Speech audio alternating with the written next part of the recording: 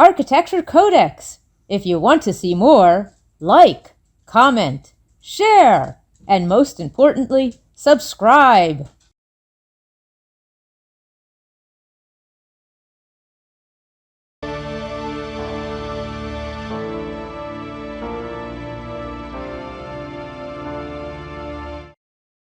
Throughout Europe, the oldest cities have a long tradition of setting aside streets for Christmas fairs, where shoppers can buy gifts, get ornaments for their tree, or enjoy special Christmas treats. As a student studying in Rome, traveling in December with a backpack and a Eurail pass, the markets were a reward for our architectural pilgrimages, our museum hopping, and sleeping on trains for free instead of paying for hotels or hostels. In what was called West Germany at the time, Khris Kringle Marts, such as the one in Nuremberg or Bonn, are where I discovered Glühwein. And they were also a wonderful way to get into the Christmas spirit, since we were so far away from our homes. Perhaps I need to explain that, like most stories in my youth, this was before cell phones, so contact with family was rare, and having all that information on your fingertips was almost impossible. But a week after our excursion, Bob and I were exhausted, and we were sitting at the Munich train station at 7 a.m., wondering what to do next. We decided we needed to go on the longest train ride possible. Bob had a Thomas Cook train book, yes, a printed book, not an app, of every train schedule in every country around the world for that year. And while a train excursion from Munich to Moscow across Siberia and into Vietnam was sufficiently long, we opted instead for a train trip that our Eurail pass would cover. And that is how we ended up in Copenhagen on the evening of the next day. Once again, the cold dark of December in Denmark was challenged dauntlessly by the festive streets of Copenhagen Christmas fairs, with lights and booths along the Kongens Nytorv and at the Tivoli Gardens. Once again, all the faces of adults and children were bright and friendly and very welcoming to we, the next cliché group of American college travelers. Like the rest of Europe, each Christmas market was near a church, and the churches were open, which is appropriate because Christmas is a religious holiday. And even though the inside of those unheated churches was often colder than it was outside, they were still a very soothing and delightful respite from our travels. And that is how I ended up inside of Copenhagen's Church of the Holy Ghost. Like many of the churches of Northern Europe, the site has a long history dating back to the medieval period when a Franciscan abbey was established there.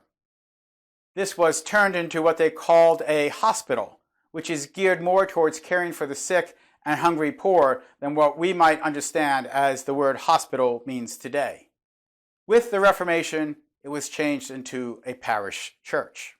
The church itself might not be considered great architecture. If for you, great architecture has to be big, bombastic, and pure.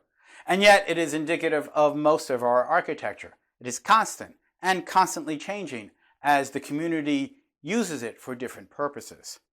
With major rebuilding spurts in the 13th, 15th, and 18th centuries, the church shows its history in its mix of styles, even if historic documentation is not instantly available to me in this information age. The church burned in the Great Copenhagen Fire of 1728, which destroyed much of the medieval city. So it is kind of hard for me to determine what was restored and what was replaced.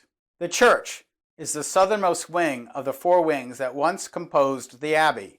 Its core is a six-bay nave of round-topped arches, the kinds of things an Italian monk might want to see built even if they were in medieval Scandinavia.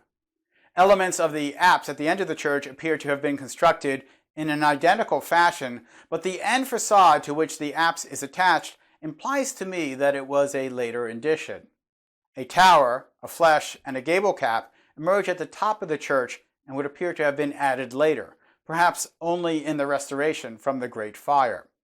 Stylistically, they have both Gothic and neoclassical elements, just eclectic enough to have been a romantic element applied. The main entrance portal is obviously from the Baroque period, with its fanciful Greco-Roman elements, and history documents it being added after the fire. The main altar appears to have been added at the same time.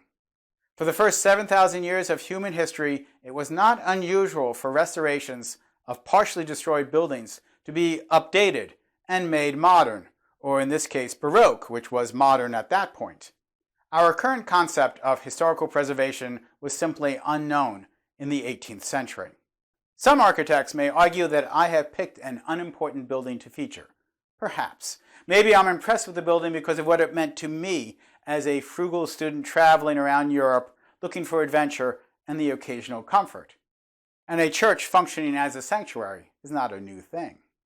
Traveling with a backpack just 34 years after the end of World War II was a very different experience than the European traveler might get today. It was a great time to appreciate the differences between the countries and the cities, long before the information age made culture more homogeneous. Each country had its own currency, had its own way of doing things, and the ubiquity of English and the accommodation for the American tourist was not nearly as advanced as it is today. So forgive me for being sentimental and not sardonic, even if I am Michael Molinelli, and this is Architecture Codex. Merry Christmas.